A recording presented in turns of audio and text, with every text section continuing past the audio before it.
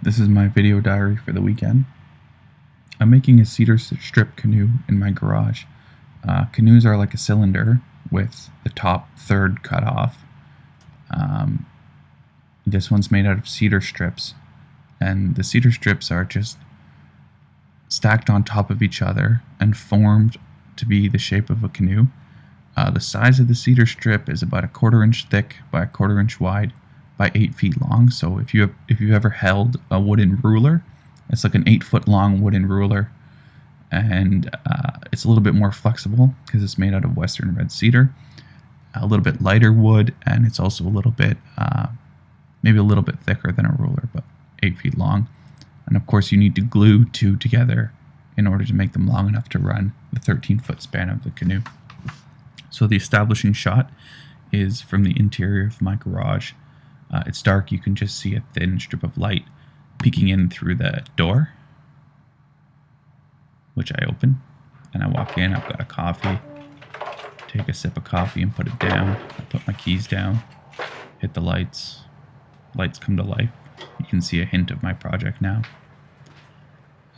Grab my shop apron and I put that on.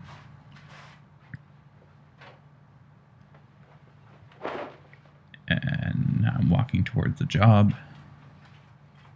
So the previous layer of strips that I just laid, you need about 30 per side, 35 per side, so 60, 70 strips total. That layer is all dried up now, it's all glued up, so I'm removing the old clamps. And now that I've got all the old clamps off, I'm feeling the side to see if there's any glue drips, and there are some. So I've got a chisel, which is a hard metal tool with a 3/4 inch wide tip that slices, just gets underneath the glue and lifts it off the wood. And I'm using a block plane, which is similar but larger. It creates these lovely little curls, light curls that sort of fall to the floor. I'm showing a close-up of that. They release a really beautiful cedar smell. They're just nice, and it's flattening out the wood. It's flattening out the side of the canoe, so it's all smooth. Now I'm pulling out some new strips, do the next layer. I've got them over on the saw.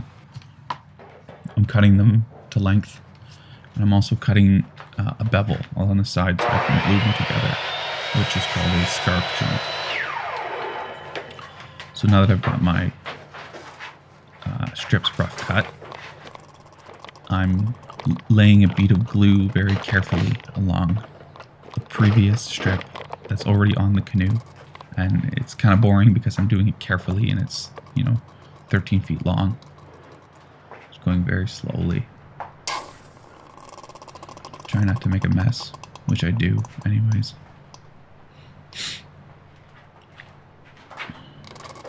Western red cedar is really nice. It has a great smell. It has a great feel. It's flexible, it's light, it's soft. But later I'll cover the whole thing in fiberglass and an epoxy, so it'll like a hard plastic coating. So now I've got the glue laid and I've got the new strip. I'm just clamping it in place before I nail it, because I want to be able to make sure everything fits properly. So I've got a few clamps in, just holding it in rough. Now I've cut to a close-up, and it's just showing me, joining the two 8-foot strips so I can span the entire 13-foot length. And everything looks good, so I've got the last bit, and I put some glue there, and I'm going to nail it down. And that nail will hold everything in place while it dries, and I'll come back later on and remove that nail before I put the fiberglass and the epoxy. And I left a little bit extra because you can never be too safe, so now I'm just cutting that extra bit off the front of the canoe.